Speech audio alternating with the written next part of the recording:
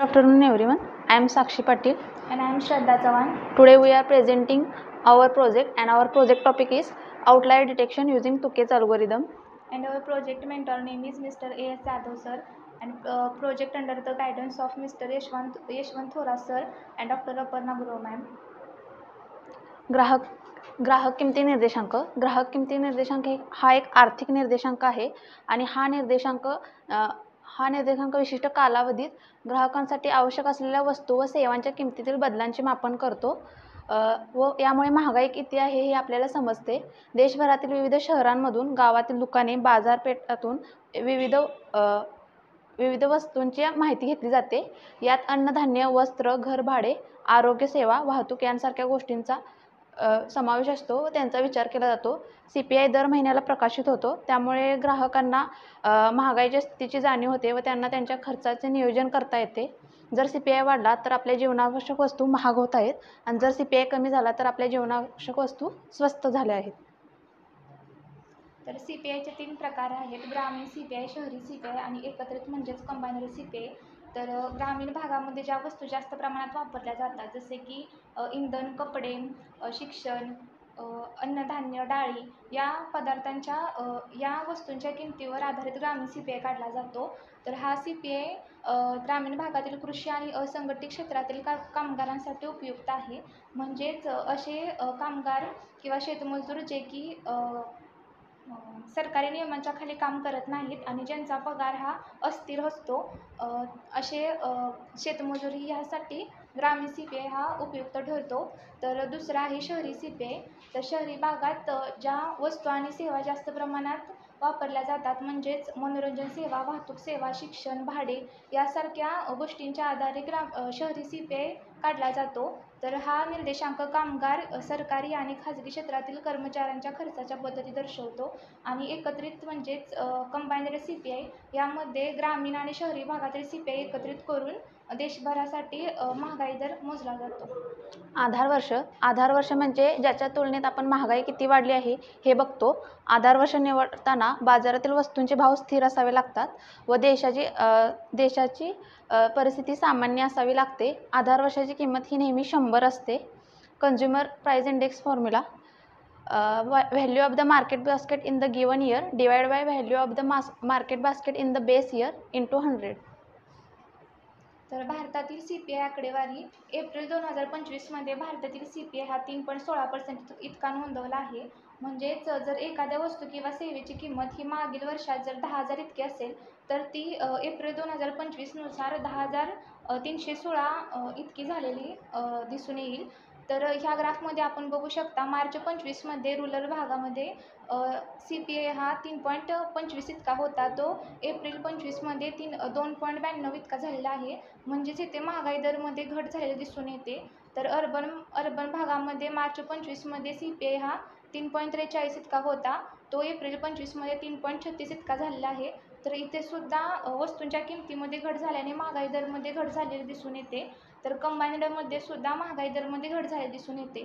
तर ह्या महागाई दरमध्ये घट झालेले मुख्य प्रमाण आहे, म्हणजे महागाई दरमध्ये घट झाल्यामुळे भाज्या, डाळी आणि अन्नपदार्थांच्या किमतीची घट झाल्यामुळे महागाई दराची किंमत ही कमी झालेली दिसून येते. तर हा डेटा आम्ही मॉस्पीच्या वेबसाईटवरून घेतलेला आहे. आता महाराष्ट्रातील CPI आकडेवारीसाठी आम्ही जानेवारी व फेब्रुवारीचा डेटा कन्सिडर केला आहे. यामध्ये आपण बघू शकतो की प्रत्येक क्षेत्रात आपल्याला जानेवारीच्या तुलनेत फेब्रुवारीमध्ये घट झालेला दिसून येतो. शहरी भागांमध्ये डाळी व मसाल्याचे पदार्थांच्या वस्तूंमध्ये घट झाली आहे. तर शहरी भागात सर्वात जास्त CPI आहे, म्हणजेच तिथे वस्तूंचे भाव ग्रामीण भागापेक्षा जास्त आहेत. डेटा संकलन: CPI साठी डेटा संकलन करताना वेगवेगळ्या वस्तू आणि सेवांची यादी तयार केली जाते. ज्या ग्रामीण आणि शहरी भागात ज्या वस्तू जास्त प्रमाणात खरेदी केल्या जातात, या वस्तूंना जास्त वेटेज दिले जाते व त्या वेटेजच्या प्रमाणानुसारच बास्केट तयार केली जाते. तर भावसंकलक प्रत्यक्ष भेटी देऊन ह्या वस्तूंच्या किमती जमा करतात. तर NSO म्हणजेच नॅशनल स्टॅटिस्टिकल ऑफिस अंतर्गत फील्ड ऑपरेशन डिव्हिजन CPI साठी डेटा संकलित करते आणि हा डेटा आर्थिक आणि धोरणात्मक सांख्यिकी विभाग म्हणजेच economic and policy and statistic division हा डेटा प्रकाशित करते. सातारा जिल्ह्यातील CPI-साठीची बास्केट. सातारा जिल्ह्यातील CPI-साठीची बास्केटमध्ये स्थानिक नागरिकांच्या खर्चाच्या सवयी, उपभोगाचे नमुने व बाजारपेठातील उपलब्ध वस्तू यांच्यानुसार आपण बास्केट ठरवले जाते. सातारा जिल्ह्यात एकूण 5 बास्केट आहेत. त्यामध्ये खाद्यपदार्थ, पान सुपारी व मादक पदार्थ, इंधन वीज दिवाबत्ती निर्देशांक, कापड बिछाना व पादत्राणे, संकीर्ण व सर्वसाधारण घटक. संकीर्ण यामध्ये आपण इतर सेवा व म्हणजे शैक्षणिक सेवा, वैद्यकीय सेवा व इतर सेवांचा समावेश करतो. ग्रामीण व शहरी भागांसाठी स्वतंत्र वस्तूंची निवड. ग्रामीण आणि शहरी भागांमध्ये उपभोगाचे स्वरूप वेगळे असल्यामुळे बास्केटमध्ये वापरल्या जाणाऱ्या वस्तूंमध्ये फरक असू शकतो. उदाहरणार्थ इंधनाच्या बाबतीत ग्रामीण भागामध्ये लाकूड व केरोसिन वापरले जाते, तसेच शहरी भागामध्ये LPG गॅसचा वापर जास्त केला जातो. उद्दिष्ट. ह्या प्रोजेक्टचे उद्दिष्ट आहे ग्रामीण आणि शहरी भागातील फ्रूट्स आणि व्हेजिटेबल्स आणि नॉन फ्रूट्स आणि व्हेजिटेबल्स या 2 विभागांमध्ये टुकी अल्गोरिदमचा यूज करून चुकीच्या किमती म्हणजेच आउटलायर्स ओळखणे. त्यासाठी आम्ही टुकी अल्गोरिदमचा यूज केला आहे. तर CPIची गणना करताना कित्येक वेळा वस्तूंच्या किमतीमध्ये अत्याधिक चढउतार होतो. म्हणजेच चुकीच्या नोंदी किंवा डेटा एंट्री एरर यामुळे आउटलायर्स येतात. तर टुकी अल्गोरिदम्सच्या मदतीने आउटलायर्स ओळखल्या जातात. तर जेणेकरून महागाईचे अचूक मोजमाप करता येईल. तर टुकी अल्गोरिदमच्या टोटल 4 मेथड्स आहेत. First one is Tukey algorithm for L1 scrutiny at state level with respect to last month prices. Second is Tukey algorithm for L1 scrutiny at state level with respect to last year prices. Third is Tukey algorithm for L1 scrutiny at state level with respect to base year prices. Fourth is Tukey algorithm for L1 scrutiny at state level with respect to previous month other than last month prices. तर Tukey अल्गोरिदमच्या first मेथडमध्ये आपण last मंथच्या prices consider करतो. Second मंथमध्ये last इयरच्या prices consider करतो. Third मेथडमध्ये base year prices म्हणजेच आधार वर्षाच्या किमती कन्सिडर करतो. आणि फोर्थ मेथडमध्ये जर एखाद्या वस्तूची किंमत ही फेब्रुवारी महिन्यामध्ये उपलब्ध असेल पण त्याच वस्तूची किंमत आपल्याला जानेवारी महिन्यामध्ये उपलब्ध नसेल तर ह्या मेथडमध्ये आपण डिसेंबर महिन्याच्या किमती कन्सिडर करतो त्या वस्तूसाठी. Price relative. एखाद्या वस्तूची किंवा सेवेची सध्याची किंमत ही आधीच्या किमतीच्या तुलनेत कितीने वाढली आहे किंवा घटली आहे हे बघण्यासाठी आपण PRचा वापर करतो. PR रिलेटिव्हचा फॉर्म्युला आहे प्राइस रिलेटिव्हचा फॉर्म्युला आहे price relative is equal to सध्याची वर्षाची किंमत डिवाइड बाय आधार वर्षाची किंमत गुणिले 100. प्राइस रिलेटिव्हचे मापन विविध वस्तू व सेवांच्या किमतीतील वाढ किंवा घट बघण्यासाठी केले जाते. तसेच CPI सारखे निर्देशांक मोजण्यासाठी व महागाई दर समजण्यासाठी. उदाहरणार्थ 1 किलो साखरेची किंमत ही आधार वर्षात 40 रुपये असेल व सध्याची किंमत त्याची 50 रुपये असेल तर प्राइस रिलेटिव्हच्या फॉर्म्युल्यानुसार आपल्याला 125% इतके भेटते. त्यामुळे त्या साखरेच्या किमतीत 25% वाढ झाली आहे हे आपल्याला समजते. जर प्राइस रिलेटिव्ह हा 100पेक्षा ग्रेटर असेल तर वस्तूच्या किमतीत वाढ झाली आहे हे आपल्याला समजते व प्राइस रिलेटिव्ह हा 100पेक्षा लेस असेल तर त्या वस्तूमध्ये घट झाली हे आपल्याला समजते. तर ह्यामध्ये आम्ही सातारा जिल्ह्याचा डेटा घेतला आहे. त्यामध्ये शहरी केंद्रे त्यामध्ये टोटल 4 शहरी केंद्रे आहेत व 8 ग्रामीण केंद्रे आहेत. शहरी केंद्रामध्ये कराड, कोरेगाव, सातारा, वाई आणि ग्रामीण केंद्रामध्ये गोंदवले, लिंब, पुसेगाव, सातारा रोड, शिरवळ, तारळे, उमरज आणि विडणी हे केंद्र आहेत. तर ह्यामध्ये आम्ही जानेवारी फेब्रुवारी 2025चा मंथ वाईज डेटा घेतला आहे. तर सातारा जिल्ह्यात टोटल शहरी भागात 312 आयटम्स आहेत आणि ग्रामीण भागात टोटल 309 आयटम्स आहेत. पण ह्यापैकी टुकी अल्गोरिदम्समध्ये आउटलायर्स ओळखण्यासाठी ज्या वस्तूंच्या किमती ह्या नॉन झिरो असतील त्या वस्तू आपण कन्सिडर करतो. तर ह्यामध्ये शहरी भागामध्ये टोटल 165 वस्तू होत्या की ज्यांच्या किमती नॉन झिरो होत्या. त्यामुळे शहरी भागासाठी आपण 165 वस्तू कन्सिडर केल्या आहेत. यामध्ये नॉन फ्रूट्स आणि व्हेजिटेबल्समध्ये 138 वस्तू आहेत आणि फ्रूट्स आणि व्हेजिटेबल्समध्ये 27 वस्तू आहेत. तसेच ग्रामीण भागामध्ये 309 वस्तूपैकी 198 वस्तू अशा होत्या की ज्यांची व्हॅल्यू ही नॉन झिरो होती. त्यामुळे आपण 198 वस्तू इथे कन्सिडर केल्या आहेत. त्यामध्ये नॉन फ्रूट्स आणि व्हेजिटेबल्समध्ये 168 वस्तू घेतलेत आणि फ्रूट्स आणि व्हेजिटेबल्समध्ये 30 वस्तू घेतलेत. टुकी अल्गोरिदम वापरण्याची प्रक्रिया. यामध्ये आम्ही फर्स्ट मेथड यूज केले Tukey algorithm for L1 scrutiny at state level with respect to last month prices. त्यामध्ये पहिला आपण प्राइस रिलेटिव्ह फाइंड करतो. त्यामध्ये आपण PRचा फॉर्म्युला असा तयार होतो की PR इज इक्वल टू चालू महिन्याची किंमत डिवाइड बाय मागील महिन्याची किंमत गुणिले 100. मग आपल्याला त्यासाठी प्राईज रिलेटिव्ह हे होल नंबरमध्ये कन्वर्ट करावे लागतात. त्यानंतरनं ते 6 डिजिटमध्येही कन्वर्ट करावे लागतात. त्यानंतरनं PR व्हिलेजचा कॉलम तयार करण्यासाठी आपल्याला 3 कॉलम एकत्रित करावे लागतात. Price relative, centre I D आणि आयटम आय डी हे 3 कॉलम एकत्रित करून आपल्याला PR व्हिलेजचा कॉलम तयार करावा लागतो व त्याच्यानंतर त्याला असेंडिंग ऑर्डरमध्ये सॉर्ट करावे लागते. कट ऑफ व्हॅल्यूज फाईंड करण्यासाठी कट ऑफ 1 आणि कट ऑफ 2 काढावा लागतो. त्यासाठी cut off 1 is equal to 0.05 into count of PR records calculated in step 1 and cut off 2 is equal to count of PR records calculated in step 1 minus cut off 1 आणि त्याच्याशीच corresponding आपण PR cut off 1 व PR cut off 2 हे बघतो. तर टुकी अल्गोरिदममध्ये step 3मध्ये आउटलायर्ससाठी 2 condition आहेत. त्यामध्ये नॉन फ्रूट्स आणि व्हेजिटेबल्समध्येही 2 कंडिशन आहेत. First one is PR is less than equal to PR cut off 1 आणि PR इज लेस दॅन 90 किंवा PR is greater than equal to PR cut off 2 आणि PR इज ग्रेटर दॅन 110. या 2 कंडिशन्समध्ये जर एकही condition जर true आली तर आपण त्याला आउटलायर्स म्हणून कन्सिडर करतो. देन फ्रूट्स आणि व्हेजिटेबल्स आयटम्समध्ये फर्स्ट कंडिशन आहे PR is less than equal to PR cut off 1 आणि PR इज लेस दॅन 50 किंवा PR is greater than equal to PR cut off 2 आणि PR इज ग्रेटर दॅन 150. या दोन्ही कंडिशनमध्ये एक कंडिशन जर ट्रू आली तर आपण त्याला आउटलायर्स म्हणून कन्सिडर करतो.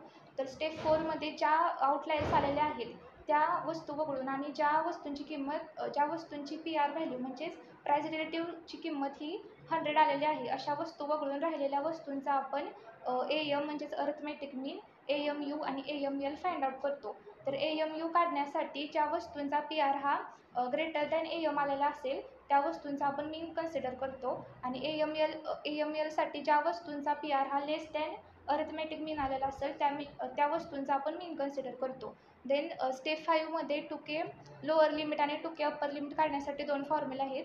तर टुके लोअर लिमिटसाठी AM - 2.5 इंटू AM - AML आणि टुके अप्पर लिमिटसाठी AM + 2.5 into AMU - AM. Then step 6मध्ये आउटलायर्सच्या टुकेजच्या 2 कंडिशन आहेत. त्यामध्ये नॉन फ्रूट्स आणि व्हेजिटेबल्समध्ये PR is less than Tukey's lower limit आणि PR इज लेस दॅन 90 किंवा PR is greater than Tukey's upper limit आणि PR इज ग्रेटर दॅन 110. या दोन्ही कंडिशनमध्ये जर एक कंडिशन जर ट्रू आली तर आपण त्याला आउटलायर्स म्हणून कन्सिडर करतो. आणि फ्रूट्स आणि व्हेजिटेबल्स आयटम्समध्ये PR is less than Tukey's lower limit आणि PR इज लेस दॅन 50 किंवा PR is greater than Tukey's upper limit आणि PR इज ग्रेटर दॅन 150. आता यामध्ये आपण वरील मेथड रिअल टाईम डेटासाठी यूज केले. यामध्ये आपण जानेवारी व फेब्रुवारीचा डेटा घेतला आहे. या शहरी भागासाठी एकूण 4 केंद्रे होती त्यामुळे प्रत्येक वस्तूची किंमत ही 4 वेळा घेतलेली आहे. त्यामध्ये आपण PR फॉर्म्युलाचा यूज करून PR व्हॅल्यूज फाइंड केल्यात. तसेच PR ID काढून घेतली. विलेज कोड म्हणजेच आपला तो सेंटरचा कोड असणार आहे. आयटम कोड आणि PR व्हिलेजचे मगाशी सांगितल्याप्रमाणे या 3 कॉलमचा आपण एकत्रित घेऊन त्याला असेंडिंग ऑर्डरने सॉर्ट केले. त्यानंतर सिरियल नंबर दिले व त्याच्यानंतर कट ऑफ 1 व कट ऑफ 2 काढून घेतले. कट ऑफ 1 काढण्यासाठी 0.05 इंटू टोटल PR रेकॉर्ड्स. इथं टोटल PR रेकॉर्ड्स आपल्याकडे 4 आहेत त्यामुळे जी व्हॅल्यू येईल त्याला आपण राऊंड अप करून 1 असं कन्सिडर केले. व कट ऑफ 2 काढण्यासाठी total PR records 4 minus cut off 1 मग 3 अशी व्हॅल्यू भेटली व त्याच्या करस्पॉन्डिंग आपण PR व्हॅल्यूज घेतलेल्या आहेत.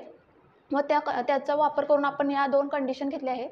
यामध्ये आपल्याला एकही व्हॅल्यू ट्रू भेटली नाही त्यामुळे इथे आपल्याला एकही आउटलायर सापडलेला नाही. त्यासाठी आपण नेक्स्ट स्टेपसाठी जाणार आहे. त्यामध्ये आपण अरिथमेटिक मीन फाइंड करतो. अरिथमेटिक मीन फाइंड करायचा असेल तर तिथे आपण मगाशी म्हटल्याप्रमाणे की जो आउटलायर आला आहे तो सोडून व ज्या वस्तूंची प्राईज रिलेटिव्ह 100 आहे ते सोडून आपण बाकीच्या व्हॅल्यूंचा PR घेतो. PRचा मीन काढतो. मग यामध्ये आपल्याला या 2 व्हॅल्यूची PR व्हॅल्यू 100 भेटलेली आहे तर ते सोडून बाकीच्या 2चा आपण मीन घेतलेला आहे. त्यानंतर AML काढण्यासाठी AM पेक्षा लेस असलेल्या पदार्थांचे आपण मीन घेतो. मग यामध्ये एकच भेटते आपल्याला कारण बाकीचे आपले एक्सक्लूड केलेत आपण. आणि AMU काढण्यासाठी AM पेक्षा ग्रेटर असणाऱ्या वस्तूंचा PR घेतो. यामध्येही आपल्याला एकच भेटतो. त्यानुसार आपण ते कंडिशनमध्ये अप्लाय केले. नेक्स्ट कंडिशनमध्ये त्यामध्येही आपल्याला एकही आउटलायर सापडलेला नाही त्यामुळे ज्वारीमध्ये आपल्याला एकही आउटलायर्स आढळत नाही. तर इथे आपण बघू शकतो की नाचणीमध्ये आपल्याला आउटलायर सापडलेला आहे.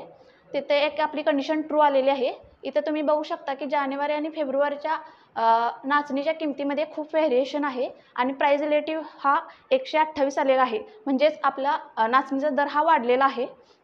आपण आता नेक्स्ट स्टेप का आपण कन्सिडर केले नाहीत, तर आपण मगाशी म्हटलेले की जो आपला आउटलायर आला आहे ते सोडून व ज्याचा PR 100 आहे ते सोडून आपण कन्सिडर करतो. त्यामुळे तिथं आपला ॲव्हरेजेस निघत नाहीत. त्यामुळे आपण पुढच्या मेथड्स नाही काढल्या. तर शहरी भागात नॉन फ्रुट्स अँड व्हेजिटेबल्स आयटम्समध्ये टोटल आपल्याला 59 आउटलेट्स मिळाले आहेत. त्यामध्ये नाचणीमध्ये जानेवारीची किंमत नाचणीची जानेवारीमध्ये किंमत 40 होती, तीच फेब्रुवारीमध्ये 51.25 इतकी झालेली आहे.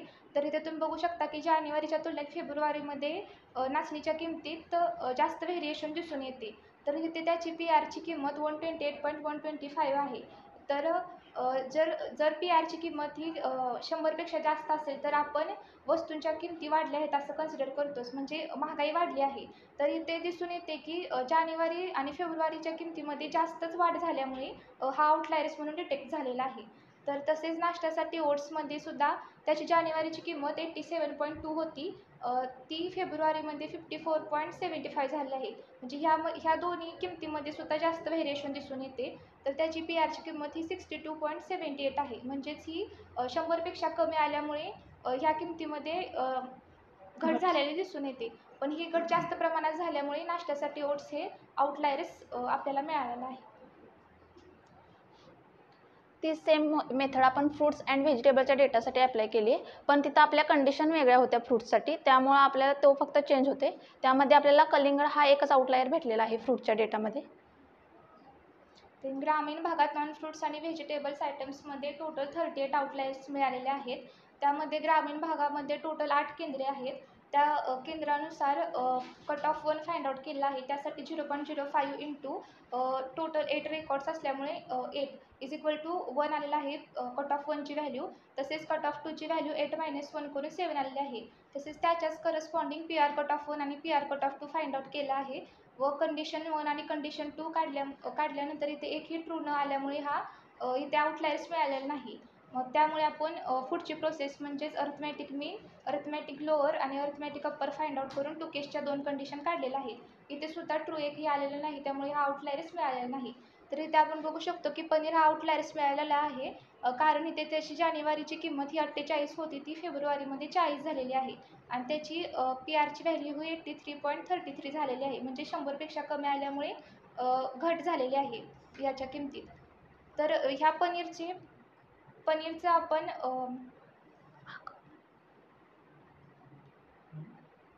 अजून काय अजून पनीरचं आपण 2 केसच्या कंडिशन फाइंड आउट केलेल्या नाहीत का, तर इथे एक आउटलायर डिटेक्ट झालेला आहे आणि बाकीच्या PR च्या व्हॅल्यू ह्या 100 आलेल्या आहेत. त्यामुळे आपण पुढची प्रोसेस इथे केलेली नाही. यामध्ये आपण नॉन फ्रूट्स आणि व्हेजिटेबलच्या आउटलायर्सची यादी केलेली आहे. यामध्ये पण आपल्याला जे आउटलायर्स भेटले आहेत त्यामध्ये जानेवारी व फेब्रुवारीच्या डेटामध्ये व्हेरिएशन दिसून येते, त्यामुळे हे आपले आउटलायर्स म्हणून कन्सिडर झाले. तर ग्रामीण भागात फ्रूट्स आणि व्हेजिटेबल्स आयटम्समध्ये टोटल 2 आउटलायर्स मिळाले आहेत. त्यामध्ये फुलकोबी आणि कोबी ह्या 2 वस्तूंसाठी आउटलायर्स मिळालेले आहेत. त्याच्यामध्ये सुद्धा जानेवारी आणि फेब्रुवारीच्या वस्तूंच्या किमतीत जास्त व्हेरिएशन दिसून येते. म्हणजेच फुलकोबीची जानेवारी मंथमध्ये प्राईस होती 40, तीच फेब्रुवारीमध्ये 72 इतकी झालेली आहे. म्हणजे जास्त व्हेरिएशन दिसून आल्यामुळे इथे सुद्धा ह्या 2 आउटलायर्स मिळालेल्या आहेत. आता आपण व्हिज्युअली बघू की प्रत्येक क्षेत्रात किती आउटलायर्स भेटलेत. तर ग्रामीण भागामध्ये एकूण 168 आयटम होते, त्यामध्ये आपल्याला 38 आउटलायर्स भेटलेत व शहरी भागात 138 आपल्या एकूण आयटम्स होते, त्यामध्ये 59 आउटलायर्स भेटलेत व टोटल 306 प्रोडक्ट झालेत व त्यामध्ये 97 आउटलायर्स भेटलेत. यावरून असे दिसून येते की शहरी भागामध्ये आपल्याला जास्त आउटलायर्स सापडलेत व फ्रूट्स व व्हेजिटेबल्सच्या डेटामध्ये ग्रामीण भागामध्ये एकूण आपले 30 प्रोडक्ट घेतलेले, त्यामध्ये 2 ॲज अ आउटलायर कन्सिडर झाले व शहरी भागात 27 प्रोडक्ट होते, त्यामध्ये 1 आउटलायर कन्सिडर झाला व टोटल मिळून 57 प्रोडक्ट होते, त्यामध्ये 3 आउटलायर सापडले. यावरून असे कळून येते की फ्रूट्सच्या डेटामध्ये आपले सर्वात कमी आउटलायर्स आहेत. तर ओव्हरऑल प्रोजेक्टमधून हा निष्कर्ष निघतो की ग्रामीण आणि शहरी भागामध्ये नॉन फ्रुट्स आणि व्हेजिटेबल्स आणि फ्रुट्स आणि व्हेजिटेबल्स या 2 विभागामध्ये टुकी अल्गोरिदम्सच्या मदतीने आउटलायर्स म्हणजेच चुकीच्या किमती योग्य पद्धतीने ओळखता आल्या. तसेच प्रत्येक वर्गासाठी स्वतंत्रपणे आउटलायर्स फाइंड आउट केल्यामुळे डेटा अधिक सुसंगत आणि पारदर्शक झाला. अ, आणि अशा प्रकारे पुढच्या वेळी डेटामधील चुकीच्या किमती ओळखण्यासाठी तसेच डेटा हा शुद्ध होण्यासाठी टूक अल्गोरिदम्स योग्य पद्धतीने वापरता येऊ शकते. थँक्यू. तुम्ही त्याच्यावर वर्क केलं तर तुमच्या कन्सेप्टमध्ये ज्या ज्या काही चुका झाल्या होत्या इथे सांगताना आता परत जेव्हा तुम्ही बघाल तेव्हा तुमच्या लक्षात येईल की आपण कुठले म्हणजे ह्या स्लाईडसाठी मला काय सांगायचं होतं पण मी बोलता बोलता काय बोलून गेले आणि त्याचा अर्थ तसा नाही लागत आहे. तर एकदा तुम्ही बघितल्यावर तुम्हाला अंदाज येईल की काय नेमकं चुकलेलं आहे. पण ते तुम्ही कन्सेप्ट ती क्लिअर करून घ्या किंवा त्याची शब्दाची मांडणी काय करायची असेल ती व्यवस्थित लिहून काढा. म्हणजे आत्तासाठीचं पण नाही, भविष्यातील जेव्हा केव्हा तुमचे प्रेझेंटेशन्स असतील त्यासाठी तुम्हाला ते उपयोगी पडेल की आधी आपण लिहून काढायचं एक्झॅक्ट की आपल्याला काय बोलायचं आहे त्या स्लाईडसाठी आणि मग ते बोलून बघायचं की आपल्याला ते बोलता येतं आहे का. नाहीतर मग आपण काय ठरवतो की हां हे तर मी तिथं बोलणार आहे आणि एक जरी प्रश्नमध्ये आला किंवा खाटखूट काही जरी आवाज झाला की आपण ब्लँक, आपल्याला काही आठवत नाही की आपल्याला काय बोलायचं होतं या स्लाईडसाठी.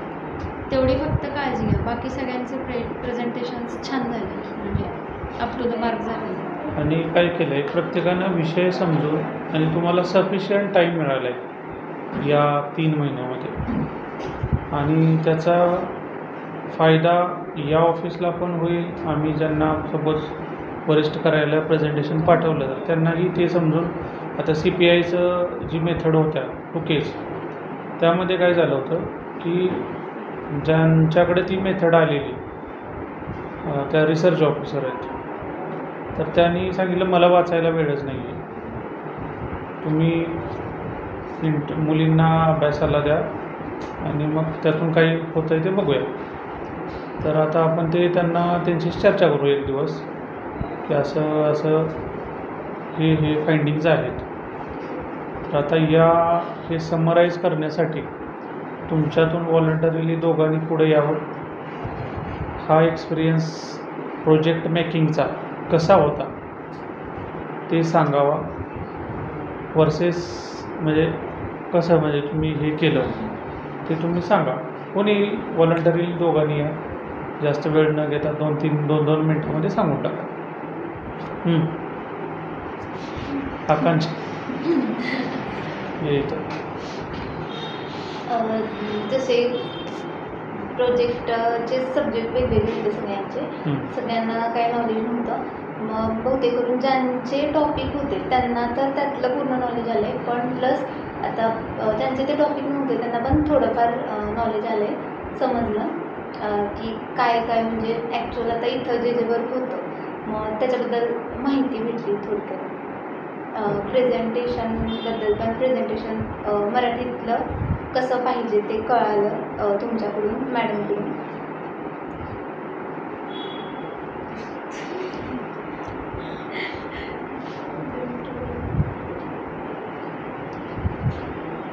ठीक ॲप्रिशिएट अजून कोण येत आहे सांगा. कोण छान बोलतं असं त्याला वाटतंय स्वतःला वाटतंय. शेवटच्या दिवशी तुम्हाला सगळ्यांनाच बोलायला लागणार. हां त्याच्यामुळे हे डेमो आहे. आत्ताच तुम्ही बोला म्हणजे तुम्हाला वाक्य तयार होतील की हे हे हे मला बोलायचं आहे आणि मी हे सगळं बोलणार आहे. पण तेव्हा काही 1च मिनिट नाही, तेव्हा प्रत्येकाला 10-10 मिनिटाचा वेळ आहे. ते ठरवा आता काय बोलायचं. कोण येते डेमो तीच साईड.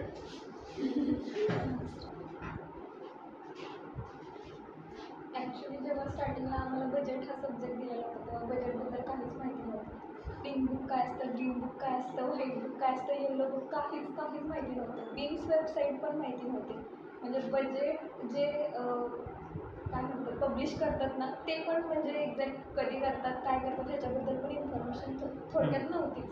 आणि जेव्हा स्टार्टिंगला सरांनी सांगितलं की ह्या वेबसाईटवर बजेट आहे, पिंक बुक आहे, सगळं आधी स्टार्टिंगला पूर्ण डोक्यावरून गेलेलं होतं की रेव्हेन्यू रेसिप्ट काय असतो, कुठल्या खर्च जातो आहे, कुठं आपला पैसे येत आहेत ते जात आहेत हे समजत नव्हतं स्टार्टिंगला. त्याच्यानंतर मग थोडं जसं वाचत गेलो, जसं गुगलला सर्च मारायचं जे समजत नाही ChatGPTचा पण यूज केला त्याच्यात की बाबा तू सांग म्हणून आम्हाला की कशा पद्धतीनं आम्ही हे एक्सप्लेन करू शकतो. मग त्यानुसार आम्ही करत गेलो आणि फायनली जो प्रोजेक्ट उभरून आला तो एक म्हणजे आम्ही सॅटिस्फाईड आहोत जे आम्ही वर्क केलं त्याच्यामध्ये. आणि आम्हाला बाकीच्या विषयी पण म्हणजे बाकीच्या सब्जेक्टविषयी पण माहिती मिळाली. म्हणजे ओव्हरऑल एक्सपिरियन्स खूप छान होता. ठीक ठीक आहे. तर आता तुमचं प्रोजेक्ट संपलेलं आहे. काही फक्त आता त्यांनी तुमच्या बजेटच्या ह्याच्यामध्ये त्या फिगर्स चुकल्यात ना, त्या फक्त करेक्शन करा. बाकी असं ॲज सच मला करेक्शन काही आता वाटत नाही आहे, फायनल आहे. या व्यतिरिक्त अजून आता त्यांनी फायनल स्टेजला काय करायचं ते सांगा त्यांना. आता म्हणजे तुमचा एक रिपोर्ट आहे ना त्या ह्याच्यामध्ये, हो, तो मग आता हे हळूहळू. जे तुम्ही प्रेझेंटेशन केलं ना, SDG ग्रुपचं ऑलरेडी त्यांनी चॅप्टर रायटिंग सुरू केलेलं आहे आणि त्याचा एक ते छोटासा रिपोर्ट सारखं देणार आहे. माझ्या मते एक 5-7 पानाचा असेल किंवा त्याहीपेक्षा त्यांचं जास्त होईल. 17 गोल्स आहेत म्हटल्यावर काय काय लिहितं आहे काय माहिती. पण जसं तुमचे जे विषय आहेत त्याच्यावर आता जी थिअरी आहे ती थेरॉटिकल पार्ट किंवा जे तुम्ही बोलताना मिस झालेलं आहे ती सगळी कन्सेप्ट तुम्ही त्या चॅप्टर रायटिंगमधनं लिहायची आहे. की तुम्ही रिसर्च मेथडॉलॉजी म्हणजे काय काय रिसर्च केला, काय काय वेबसाईट्स पाहिले, काय वाचलं, काय काय पुस्तकं तुम्ही वाचली आहेत ते सगळं त्याच्यात येणार. चॅप्टर्समध्ये तुम्ही जे काय काम म्हणजे डेटा कुठून घेतला आहे, मेथडॉलॉजी काय वापरलेली आहे आणि स्टॅटिस्टिकल ॲनालिसिसच्या पार्टमध्ये की काय तुम्ही मेथड्स वापरल्यात, ॲनालिटिकल एक पार्ट येईल सगळा. म्हणजे पहिला चॅप्टर सपोज मेथडॉलॉजीचा आला की ही मेथड्स आम्ही आमच्या प्रोजेक्टसाठी वापरली. त्याच्यानंतरचा पार्ट येईल की ॲनालिटिकल पार्ट. मग ॲनालिटिक्सचे 2 भाग पडतील, एक ग्राफिकल म्हणजे व्हिज्युअलायझेशन आणि एक ॲनालिटिकल. मग पहिल्या ह्याच्यात ग्राफिकलमध्ये ज्यांचे ग्राफ्स असतील ते ग्राफ्स आणि त्याचे इंटरप्रिटेशन, त्याच्यावरून तुम्हाला काय म्हणायचं आहे म्हणजे निष्कर्ष शेवटचा जो काय येतो ते. आणि ॲनालिसिसमध्ये ॲनालिसिसचं पूर्ण मेथडॉलॉजी मग तुम्ही प्रोग्रॅमिंग केलं असेल, एक्सेल वापरलं असेल, जे काय असेल ते विथ कोडिंग तुम्ही त्याच्यात ते टाकणार आहात. आणि शेवटचं चॅप्टर येईल कन्क्लुजन की हे सगळं करून हे जे निष्कर्ष तुम्ही ॲनालिटिक्सला आणि ग्राफिकलला लिहिले असतील त्याचं एकत्रित फॉर्म शेवटच्या ह्याचे देणार. जसं म्हणजे it's kind of mini project. जसं तुम्ही प्रोजेक्टची तुमची थीम असते तसं ते शेवटच्या चॅप्टरला येईल. आणि लास्ट चॅप्टर तर रेफरन्सेस. मग या स्वरूपात तुम्ही ते सबमिट करायचं आहे. तुम्ही नेक्स्ट वीकेंडपर्यंत जर सबमिट केलं तर असं तुमच्या पर्यवेक्षकांना त्याला मार्किंग करते. त्यांचं मार्किंग झाल्यावर आमचे मार्किंग होते आणि मग तुमचे सर्टिफिकेट जनरेट होते. नेक्स्ट वीकेंडमध्ये तुम्ही आम्हाला नाही बुधवारच 28लाच करा. हां 28ला बाय 4 o'clock आफ्टरनून असं करा. सूचना समजल्या ना, जरा सूचना नाही समजल्या तर मॅडमशी नंतर डिस्कस करा. ओके. दुसरी गोष्ट, आता तुमची जी पहिली स्लाईड आहे ना, पहिली तुमच्या प्रोजेक्टचं नाव आहे, तुमची नाव आहे, ती आता इथून बाहेर इमिडिएटली गेलात की आपल्या ग्रुपवर टाका ती स्लाईड. जे PPT स्वरूपात नाही, इमेज स्वरूपात टाका. ती मला लागणार त्या ह्याच्यामध्ये टाकण्यासाठी. ठीक आहे. चलो, छान केलं सगळ्यांनी.